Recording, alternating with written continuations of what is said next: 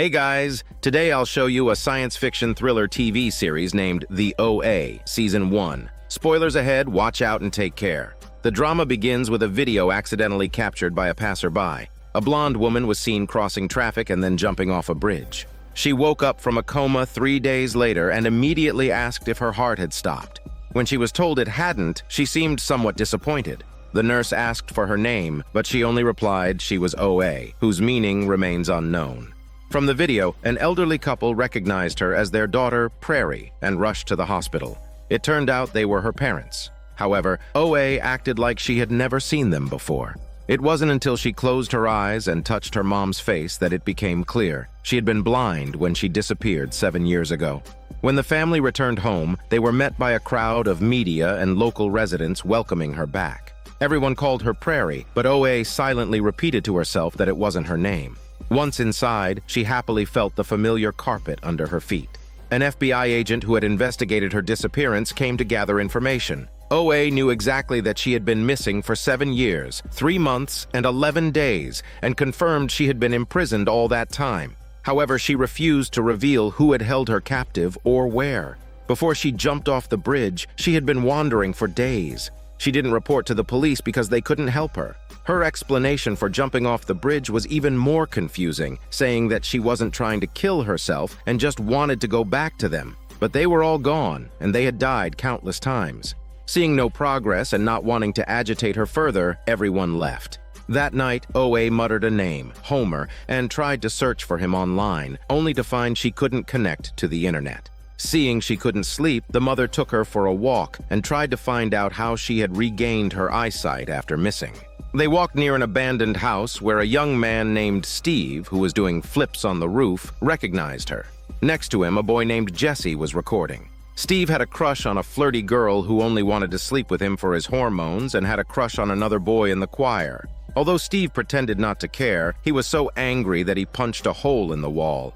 His father had just received an email from the homeroom teacher saying his son was a bully. Seeing the hole in the wall, he warned Steve not to cause any more trouble. OA secretly recorded a video saying to Homer that she needs to find evidence of his existence to be sure everything is real. Hearing someone coming, she quickly hid the camera and asked when she could go online. However, the doctor advised against using phones and the internet during her recovery, a leniency her mother had negotiated. Otherwise, they would have removed the door. Disappointed, OA ran to the abandoned house to find someone to help her get online. There were many teenagers hanging around, and Steve was even selling illegal substances there. Seeing OA with a DV camera, he became very wary and set his dog on her smelly body. Unexpectedly, the dog was subdued in a few moves and became very docile, shocking the kids. The mother saw that OA was injured and was upset that she wouldn't say anything and resisted being called Prairie. She mentioned seeing the video where she was searching for Homer and asked if her auditory hallucinations had returned. Furious, OA climbed into the bathtub. Steve walked past the choir and set his eyes on the boy the flirty girl liked. After school, he followed the boy and without a word, punched him in his chicken throat. Meanwhile, OA was recording a video talking to Homer and mentioned that Steve might be able to help them. Before she could finish, Steve climbed in through the window and got the internet working. He was always causing trouble, and if his dad found out about this latest fight, he would send him to a reform camp. So he asked OA to pretend to be his guardian to keep it a secret. In exchange, she asked him to gather 5 strong and agile people. After making a deal, Steve took her to buy clothes that fit her new role. While she was changing, he accidentally saw strange scars on OA's back.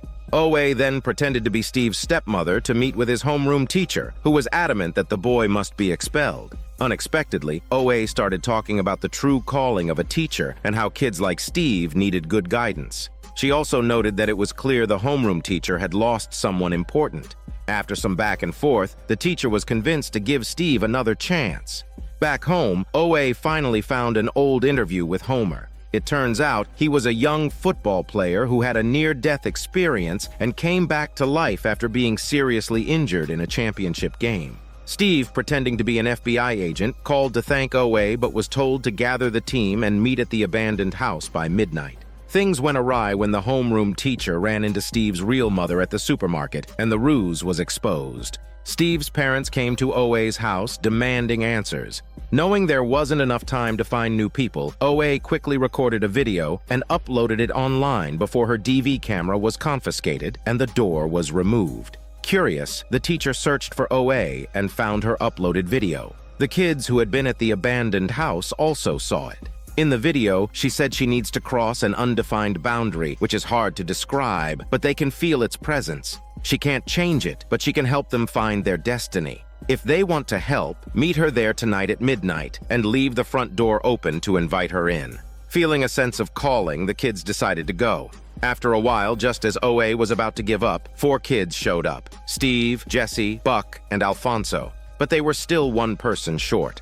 Unexpectedly, the homeroom teacher also arrived. OA explained that she needed their help to go somewhere, and to make them understand, she had to start from the beginning, and they needed to fully immerse themselves in her story. She then revealed that she was born in Russia in 1987, and her real name was Nina back then. Her father, Roman, was a mine owner. As a child, her family was well off, and she wasn't blind. The town was newly built, populated by nouveau riche, involved in oil fields and mining businesses. For a while, Nina had recurring nightmares of struggling in water and would wake up with nosebleeds. To help her overcome her fear, Roman made her immerse herself in icy water, which surprisingly worked, and the nightmares stopped for months.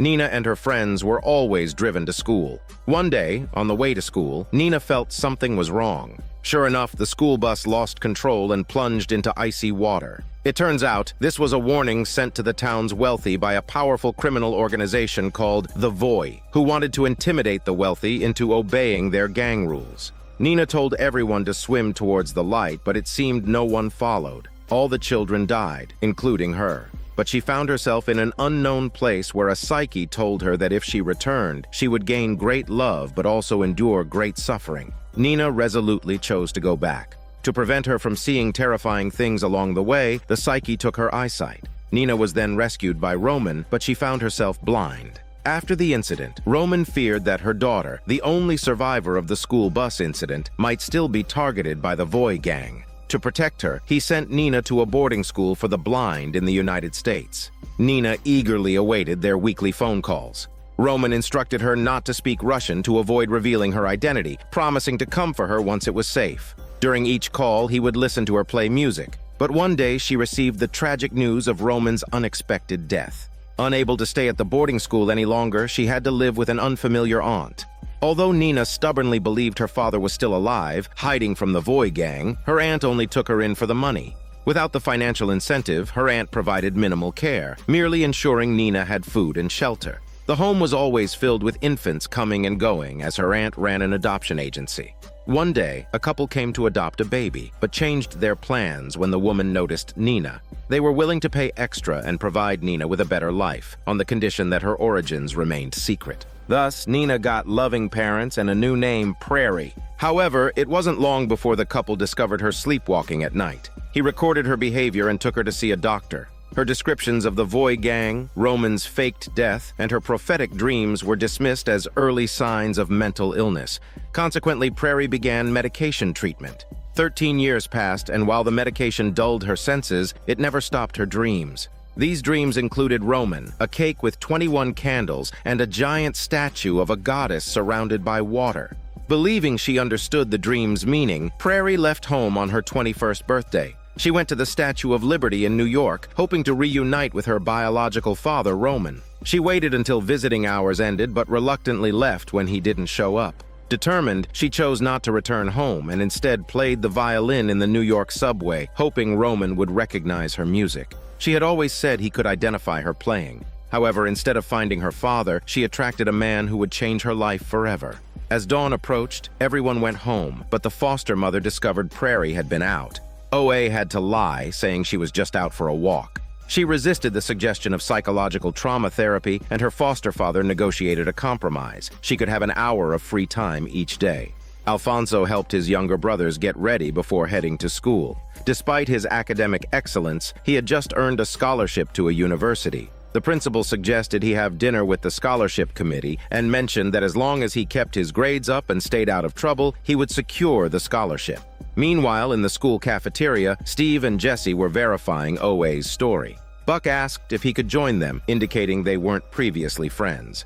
Through their research, they discovered the school bus incident did happen, but there was no information about Nina, which aligned with Roman's efforts to hide her.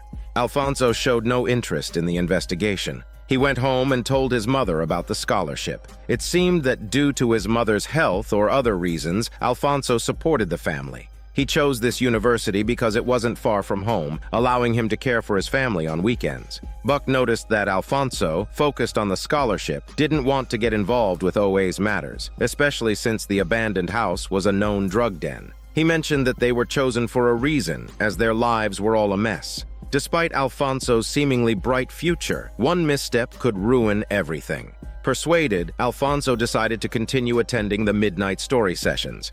When Buck arrived, he immediately told Steve to stop dealing drugs there, even if it meant cutting off his own supply. Buck, a transgender person, had been buying hormones from Steve. With everyone present, OA continued her story. The scene flashes back to a man named Hap, who was just off the subway and mesmerized by the sound of a violin. He weaved through the long corridor drawn to Prairie. He asked if she was playing a Russian tune. Nervous about revealing her identity, Prairie was ready to leave. But his next question stopped her in her tracks. He asked if she had always been this good, or if something changed her like a near-death experience. Intrigued, Prairie let her guard down and agreed to have dinner with him. Dr. Hap used to be an anesthesiologist in the ER. One time, during a patient's cardiac arrest, he distinctly heard a whoosh, like a soul leaving the body. When the patient was revived, he heard the same whoosh as the soul returned. Fascinated by what might lie between life and death, Hap left the hospital to study near-death experiences. Before meeting Prairie, he had already been working with several people who had near-death experiences, including a girl who unlocked a musical talent. He was in New York on a business trip and was leaving that night. He even let Prairie test a device he made that could hear heartbeats within 100 miles.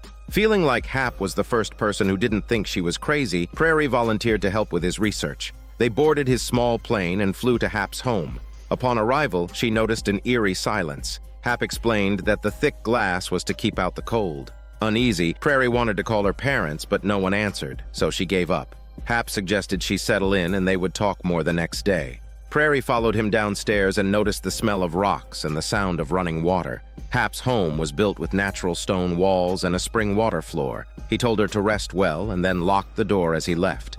Hearing the lock click, Prairie felt something was wrong. She fumbled around and realized she was locked in a small space. A mocking male voice taunted her, telling her not to doubt that she was now locked up and it's her own fault. Then a gentle male voice reassured her, telling her to stay calm and not be afraid. OA told the voice her name is Prairie.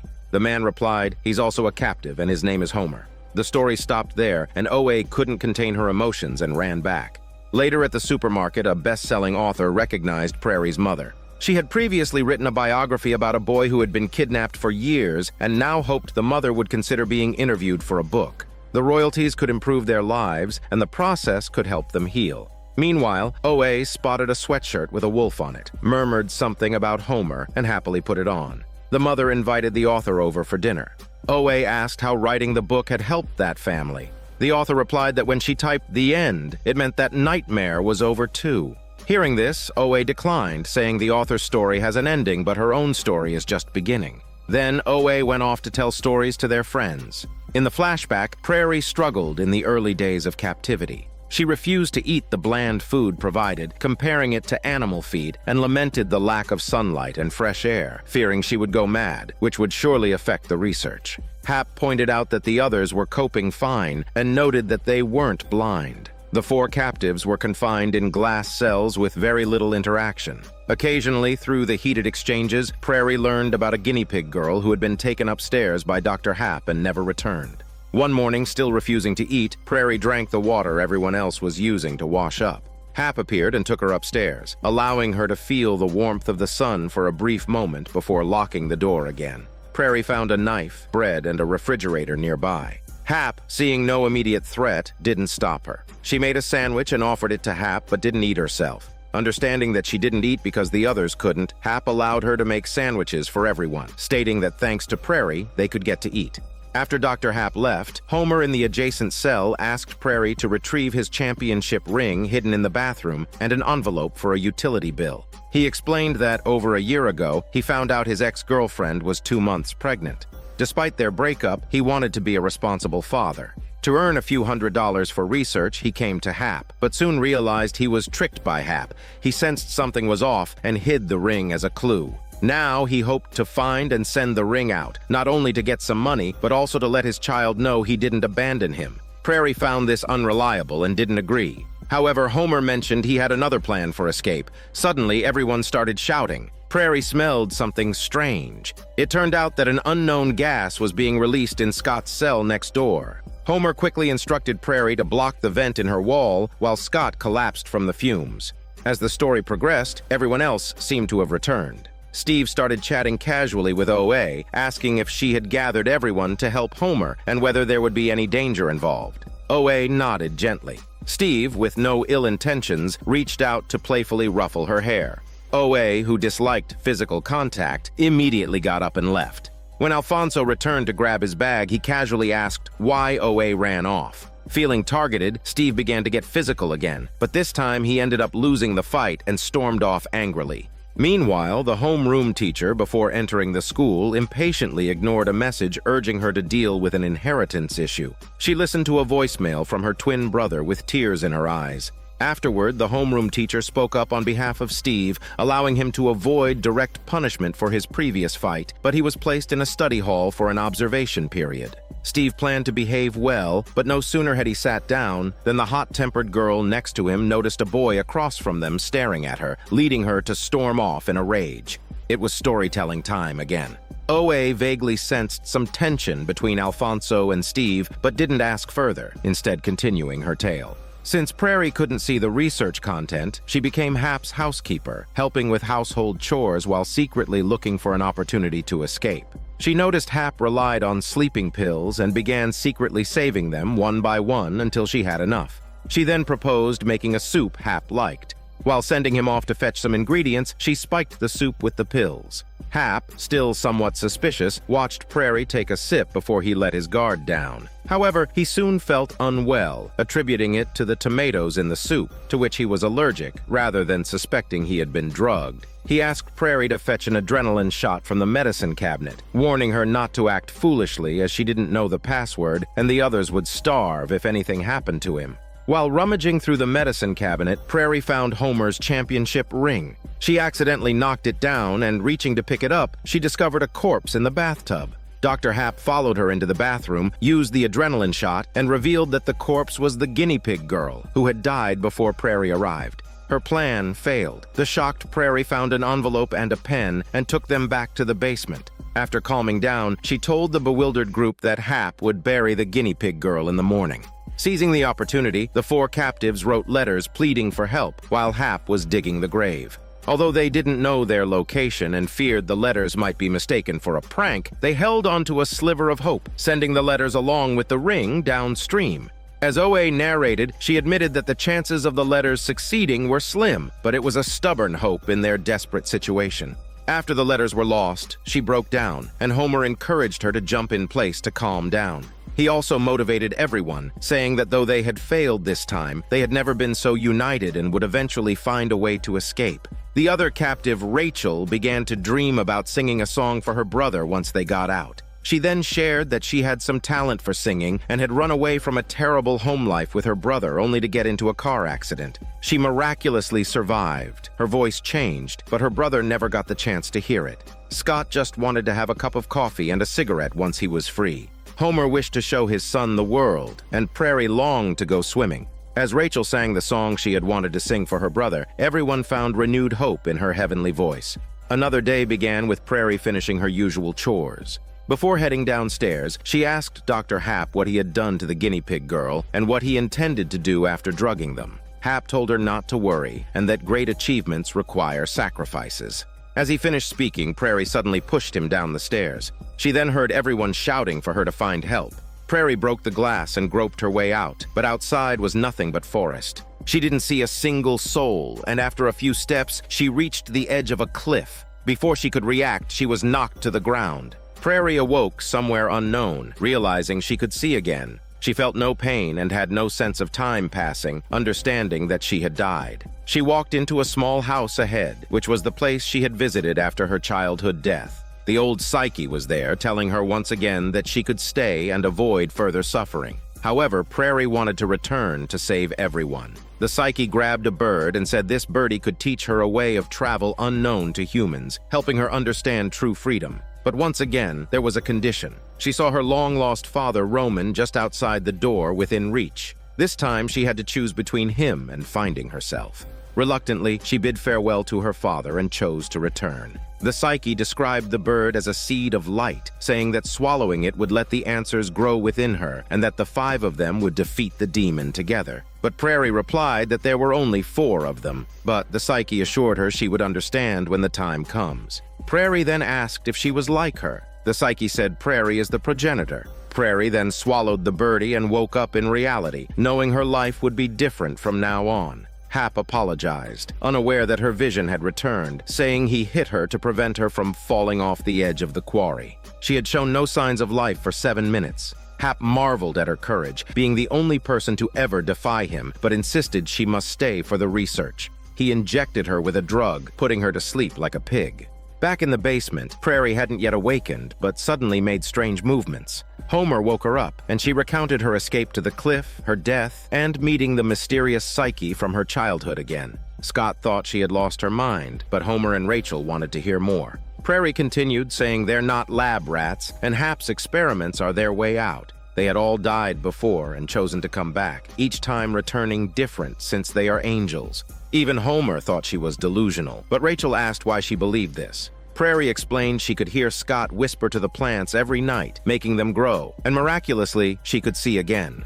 As the story ended, the homeroom teacher tearfully said that if she had come sooner, she could have met her twin brother. Back home, Jessie asked her sister if she thought their mom could have been an angel. Her sister responded, "How could an angel commit suicide?" The homeroom teacher finally found the courage to handle her twin brother's will, discovering he had left her $50,000. She felt a mix of emotions. It turns out it was her report to the police that had led to his forced admission to rehab, where he tragically died. This caused the homeroom teacher immense guilt. She enlisted the help of Steve and Jessie to sort through her brother's belongings. As they reminisced about childhood promises to turn into otters when they grew old, they learned about Jesse's mother's suicide and his father's abandonment. Steve tried on the brother's clothes, and the homeroom teacher told him he looked great, choking back tears. OA was taken by her foster father to see an FBI counselor. The counselor was calm and open throughout their chat, stating he was there to help her face her experiences. He would listen if she wanted to talk, but it was okay if she didn't. This took OA by surprise. Although she didn't reveal anything, she didn't mind the idea of seeing him again. It was story time once more. Before OA went upstairs, she overheard everyone questioning the truth of her story, but she didn't mind and continued narrating what happened next. A week had passed since Prairie's miraculous revival, and they now had a preliminary plan. They aimed to reduce the concentration of the gas so they could stay awake during the experiments and figure out what Dr. Hap was doing to them. At that moment, Hap appeared and took Prairie aside. Using the device he previously used to listen to heartbeats as a lie detector, he questioned her about her experiences after death. However, he couldn't pinpoint the right questions and only managed to find out that Prairie could see after her death, had met her father Roman, and had chosen to come back herself. He didn't realize that Prairie could see in reality as well. This interrogation only strengthened Prairie's resolve to understand the experiments. Scott didn't want to be an awake test subject because his health was already poor when he arrived, and he feared further stress would kill him. So Homer volunteered to carry out the plan. When it was his turn, Prairie and Rachel helped by inhaling some of the gas to reduce its concentration. But after Homer was taken away, Prairie opened her eyes. Scott, seeing Rachel had fainted, assumed Prairie hadn't really inhaled and angrily accused her. However, despite his accusations, Prairie remained silent, mimicking his words and actions. It became clear that the gas wasn't just knocking them out, but making them compliant and forgetful of the entire process. This method wasn't effective immediately. It took them a year to allow Homer to become aware and clearly present in the lab. He pretended to cooperate with Hap's every instruction, standing on the equipment, undressing and connecting to the monitors until his head was enclosed and water began to fill. Hap noticed the fear in Homer's eyes but didn't give it much thought, adding more drugs to make him lose consciousness again. 3 more years passed without progress, but Homer never gave up. He devised a new plan, asking everyone to call for help loudly when he was taken away to distract Hap. During one such distraction, Homer managed to check the experiment records. He discovered that Hap was making them experience death repeatedly to document their near-death experiences, attempting to recreate and prove the afterlife. Prairie had told him to find a living creature in that realm and swallow it, but he was always sedated at the last moment. After many attempts, he finally stayed conscious and entered the afterlife. Initially, Homer crawled through a ventilation duct, but a hand suddenly reached out from below, frightening him into running until he fell. Hearing someone chase him, he ran into a room with a tank similar to their cells. Before being caught, he swallowed a marine creature from the tank. After back in the basement, Homer recounted everything to Prairie, but admitted he hadn't received any revelations like she had and might need to try again. Prairie was happy with the progress, mentioning a vague feeling of having a name more real than Prairie or Nina, though she couldn't pinpoint it at that time. It was the name OA, as was revealed later. Before she could finish, Homer fell asleep. Prairie noticed his hand twitching and thought he was just exhausted, but then he suddenly started making strange, involuntary movements. Prairie and Homer continued to ponder their movements, realizing they seemed to connect, like parts of a single set. Scott mocked them, saying it was impossible to escape through a series of strange motions. Prairie, however, remained steadfast, believing some things couldn't be explained, but were just known. Meanwhile, Dr. Hap had traveled to Cuba, having discovered a new experimental target, a guitar girl named Renata, who played guitar exceptionally well after her near-death experience. However, in front of a crowd, he had to convince her to leave with him willingly. He praised her talent and spoke about his research, but she was uninterested and refused to participate, instead turning to dance with her friends. Hap returned empty-handed, only to find them practicing strange movements. He hurried down to question them about where they learned these movements, but everyone pretended not to know, playing dumb. Before he could finish his threats, Rachel suddenly shouted, having seen someone outside on the security monitors. Everyone began calling for help. Hap quickly turned up the music volume and went upstairs to handle the situation. The visitor was the local sheriff, who had come because he knew Hap was a doctor from the big city. The sheriff's wife had ALS, which had progressed to the point where she could only communicate by blinking. Though he knew there was no cure, he still wanted to ask for Hap's help out of desperation and to have someone to talk to.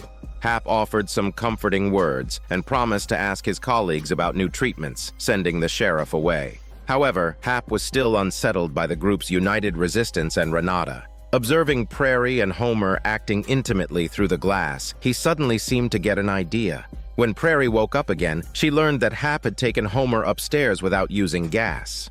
Back to the present, the group's storytelling session had come to an end. In the cafeteria, they were still speculating about how the story would unfold. The principal noticed them and couldn't help but be curious about how Alfonso and Steve ended up together since they had nothing in common. Nevertheless, he didn't manage to find out much.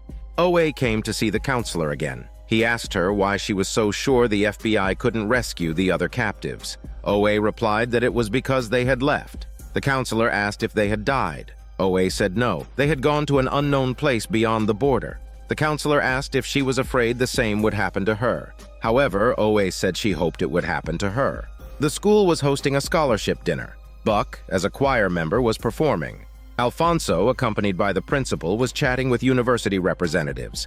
Seeing his mom had left for a while, Alfonso went out to find her, only to see her chatting with others, leaving him disappointed and hurt. She reassured him that she was aware of his efforts and truly believed in his potential. After dinner, Alfonso settled his drunken mom, with Buck silently watching from the side. Then the two of them headed to the abandoned house. Suddenly, Alfonso asked what if they turned bad in the future, since Hap wasn't bad from the start either. Buck seriously replied they wouldn't.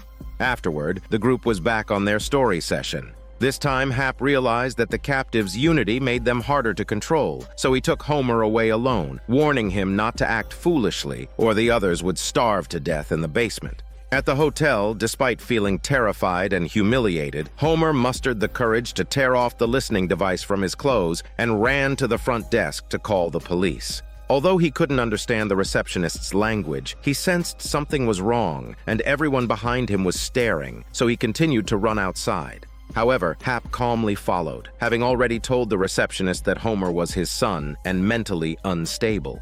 Hap used a slew of arguments, saying that even if they contacted the FBI, they wouldn't find the lab and it would endanger the others. This discouraged Homer from running and made him comply with the next part of the plan. Hap hadn't given up on Renata. Having noticed she liked young guys last time, Hap planned to use Homer to lure her into a room. Renata, seeing Homer trembling, showed concern for him using her tongue, and Homer finally gave up his inner struggle. Hap, who intended to knock her out directly, left the room, listening in from next door. He glanced at the basement monitor and turned on the public address system, letting the three people hear everything. Prairie collapsed to the ground, but soon uttered that he's still alive. Alfonso became furious, thinking Homer was weak-willed and had betrayed Prairie. But she tried to make him understand that when someone is imprisoned for years, the deepest confinement is in the mind. This time, Hap successfully brought back Renata, also crushing everyone's faith. Rachel and Homer now called Prairie OA, the original angel, which resembles the leader of the four main archangels. Rachel urged OA to stay strong, reminding her that she once said they were all angels, and now there were 5 of them. But at this moment, OA no longer believed what the psyche had told her earlier. Then, they heard the sound of air releasing from Scott's room. However, the exhaust system was broken and failed to knock him out. Hap didn't care and took him to the experiment as usual. Scott, already weak, feared he wouldn't survive, so he confessed that they believed themselves to be angels and were practicing a set of ritual movements to open a door. Hap didn't believe his smelly bullshit. Seeing no way to escape, Scott began mocking Hap for thinking he knew everything, but not realizing Prairie had regained her eyesight. Knowing Hap valued Prairie, he added that she would never love a pervert like him and called him the Angel Hunter, which stunned Hap. By the time Hap recovered, he had accidentally killed Scott. He threw the body back into the basement, blaming Prairie for his death. After Hap left, seeing Scott's blood still flowing, OA suddenly stood up, feeling a deep sorrow, and started performing their incomplete, strange TikTok dance. Homer joined in, and Rachel watched in a daze. They danced non-stop until the lights went out. Hap couldn't sleep upstairs and got up early to check the monitor. By then, the two had been dancing awkwardly all night. Rachel noticed something, and the newly captured Renata followed her gaze, seemingly seeing something remarkable. The blood that had pooled on the ground was slowly flowing back, and the two dancers were too focused to notice until Scott suddenly revived with a shout, laughing and telling everyone they were right. There were 5 sets of ritual movements. If 5 people performed them together, they could open the portal and regain their freedom. What's more, he knew the 3rd set now. Hap also saw this scene and couldn't contain his excitement, rushing down to witness the miracle before him, despite being met with nothing but the group's disgusted looks. As the story continued, OA asked her companions if they understood. She told them she would teach them the strange TikTok dance, and then they should send her to another dimension to save the other captives. Afterward, Buck overheard his parents arguing about whether to treat him as their son or daughter. It turns out his birth name was Michelle. Feeling frustrated, he practiced a few strange dance moves before heading to the abandoned house for their continued story session. By now, 2 years had passed since Scott's resurrection. They had also learned the 4th set of movements that Renata had received. But Renata had also received a caveat that crossing over might cause memory loss. As a result, while practicing tirelessly, they created symbols to record the movements, even carving them onto their bodies to avoid forgetting. Homer had the 2nd and 4th sets on his body, while OA had the 1st and 3rd sets. During a pause, Buck asked why they couldn't just stay in the near-death realm. OA explained that it wasn't feasible and began to elaborate further. She asked them to imagine multiple timelines or worlds, seemingly intertwined yet not interconnected. Each choice could branch out into another possibility. The near-death realm wasn't the real world. It was just a temporary passage, an unstable existence between different worlds. What they needed to do was permanently move to another timeline to gain freedom in a new world. Jessie asked what it would be like after opening the door.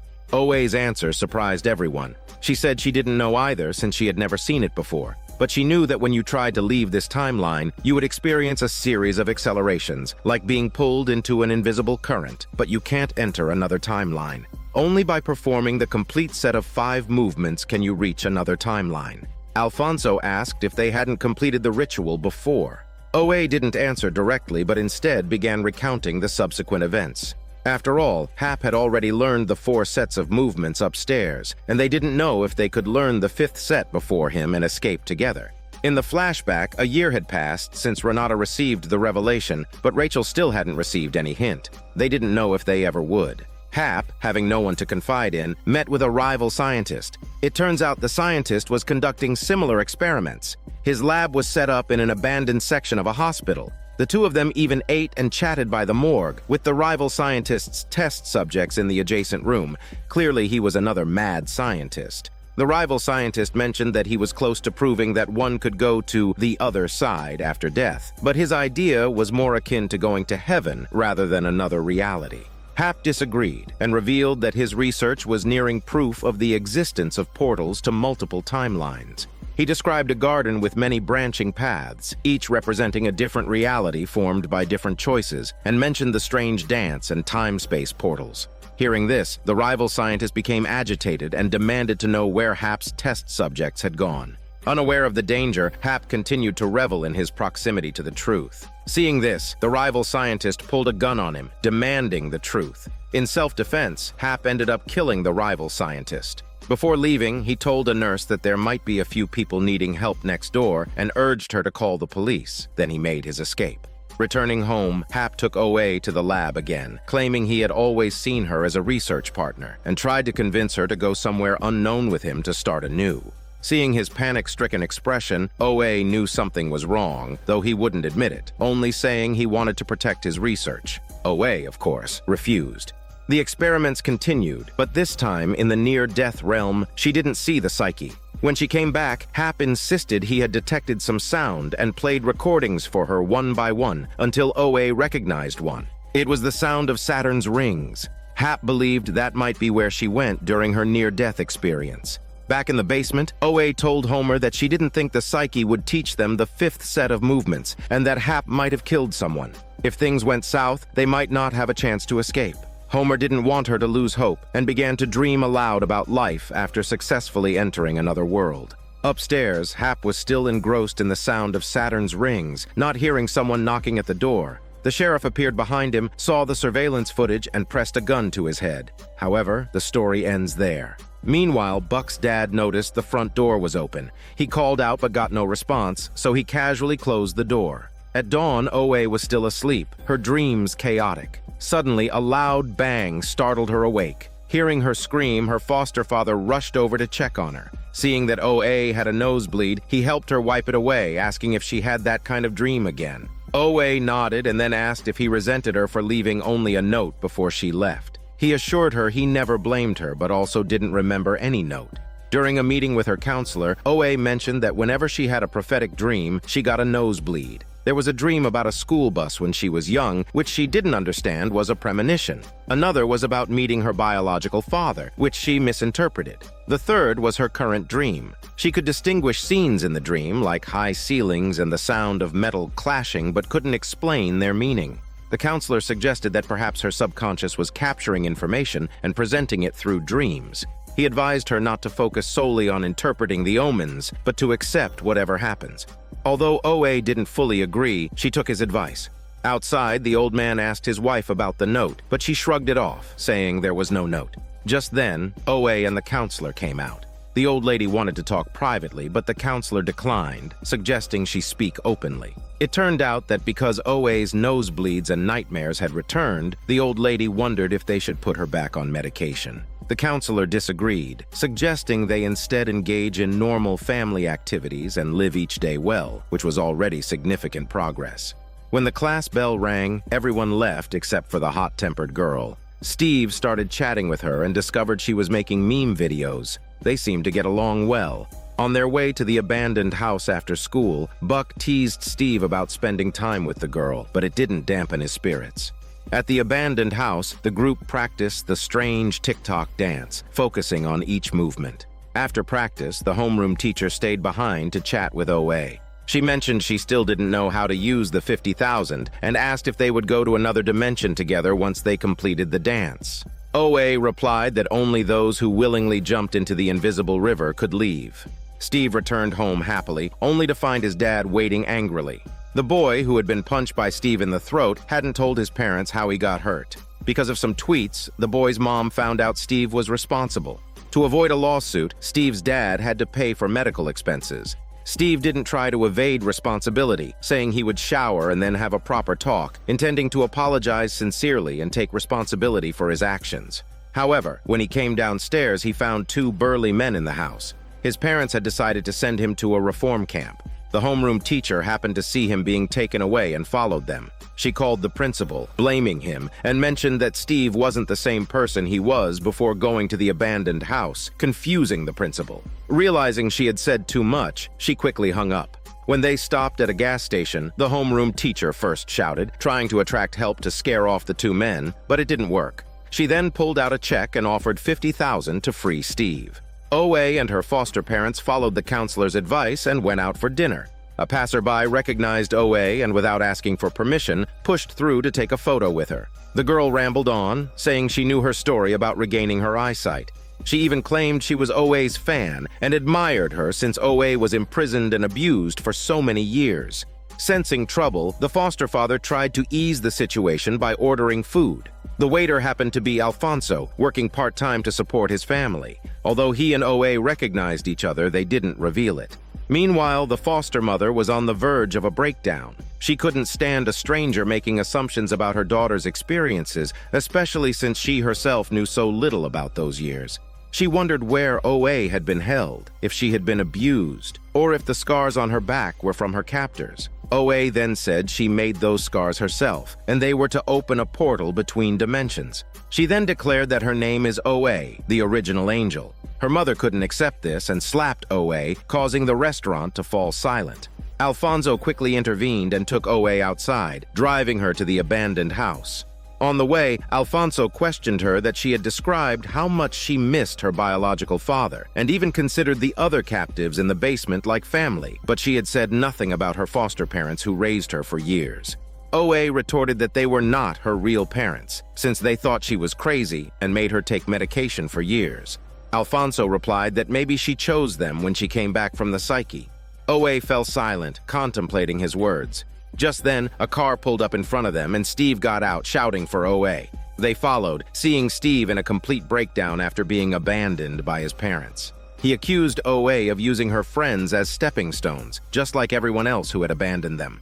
Trying to calm him down, OA held on to him even as Steve stabbed her in the leg. Instead of letting go, OA hugged him tighter using her muscles. Steve, tears streaming down his face, asked how she had survived all those years. OA answered because she wasn't alone. Moments later, they all sat together in a circle. OA addressed them that she would finish telling her story tonight and made them get ready. In the flashback, when the sheriff visited, he discovered the surveillance system in the basement and immediately moved to arrest Dr. Happ. With handcuffs already on, Happ offered to cure the sheriff's wife in exchange for his freedom. He proposed that if he succeeded, the sheriff would turn a blind eye to everything. If he failed, the sheriff could proceed with the arrest without any loss. Initially resolute, the sheriff couldn't resist the glimmer of hope and decided to give it a try. When everyone saw the sheriff, they thought they were saved, only to be disappointed. Afterward, Happ took Prairie and Homer to the sheriff's wife, saying he would monitor them through the surveillance system until she was cured. Homer considered faking the treatment so that the sheriff would arrest Happ when it failed, granting them freedom. However, OA insisted that letting someone die would disqualify them as angels. In the end, they decided to help and began the strange ritual. As they danced in TikTok style, the lights in the house flickered. Happ reassured the bewildered sheriff that it was working. Eventually, all the lights went out, plunging the room into darkness. Using thermal imaging, Happ continued to monitor them. Suddenly, the sheriff's wife grabbed OA's hand, saying they had finally come, and then began recounting her childhood story. Years ago, she was swimming in the sea when a wave tragically pulled her underwater. In an instant, she died, but saw a faint light in the darkness. Swimming toward it, she encountered a little girl who told her that she would help two imprisoned angels one day. The process would be incredibly painful, but she must survive and deliver this message to the angels. She then swallowed a white moth and came back to life. It turned out the sheriff's wife was there to deliver the fifth movement. She also advised them that once the portal opened, they would need strong willpower and determination to reach the other side. She mentioned she was grateful for the chance to embrace the sheriff one last time. After saying this, she began teaching them the fifth movement. The sheriff saw his wife move and, overcome with emotion, he ran to her, leaving his gun behind. After they learned the movement, OA and Homer clung to each other, experiencing their first physical contact in 7 years.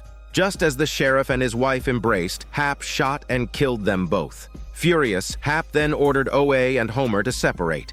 He injected OA with a drug, rendering her unconscious. When OA regained consciousness, she found herself in a car, unaware of her surroundings. Hap noticed she was awake, pulled over, and threw her out of the car. He taunted her, saying she was not irreplaceable and now he didn't need her anymore because he had all the 5 movements and 5 people. They were going to another dimension, and she would be alone forever. He drove off, leaving OA to chase after the car in vain, screaming for him to come back. At that moment, the principal and some parents, searching for the missing Steve, arrived and witnessed the bewildering scene. The foster mother quickly covered OA with a coat and took her away. They saw police cars passing by and wanted to apologize, but the officers wouldn't even roll down their windows. Only Alfonso came out to reassure them, promising he would explain everything to the police and corroborate OA's story. Surprised, the mother wanted to ask him what he knew, but the situation had already escalated, with reporters arriving to ask about her and the kids in the abandoned house. Under pressure, the parents took OA to a hotel. Seeing the elderly couple so helpless, OA began to tell them about her captivity in a basement near an abandoned mine and how she fell in love with another captive. The extent of her story wasn't detailed, but by morning, the mother seemed much more at peace. She confessed to her husband that she had actually found the note left by their daughter right before her missing, but didn't report it for fear the police wouldn't treat it as a missing person case if they knew the truth. The man was upset that she made this decision alone, but when she admitted she had been blaming herself for insisting on adopting Nina, he silently reached out to comfort her. Meanwhile, Steve and Alfonso searched for proof of OA's story. They found a video of her playing the violin in a subway station, taken by a passerby, but no other solid evidence. Alfonso then went to OA's house and found several books under OA's bed. The Encyclopedia of Near-Death Experiences, Angels, and the last one, The Iliad by Homer, suggesting that OA's stories might be just from the books. This discovery shattered Alfonso. Trying to calm down, he thought he saw Homer in a mirror, but dismissed it as a trick of the mind. Just then, the counselor arrived at the house looking for OA. Realizing who he was, Alfonso declared that OA's story was a fabrication. The counselor, unaware of the story's content, but knowing people listened to OA, tried to comfort Alfonso, saying at least they were there for her when she needed someone to listen. Alfonso brought the books to the others and announced that OA's story was merely a patchwork of fantasies. With heavy hearts, everyone left. The scene shifts, showing that life at OA's family seems to have returned to normal. A for sale sign is posted out front. The homeroom teacher has resigned and is planning to move elsewhere. It's mentioned in passing that they went through a hearing, likely concerning OA's alleged influence on the teenagers. The details are not elaborated, but OA is seen wearing an electronic ankle bracelet under house arrest. Meanwhile, Alfonso arrives early at the cafeteria, staring thoughtfully outside. Soon, the cafeteria becomes lively, and the friends are all sitting with their respective groups. Suddenly, OA wakes up with a nosebleed, rushes downstairs, and says she knows what that dream means. Her father listens, nods, and steps aside, allowing her to dash out of the house and start running.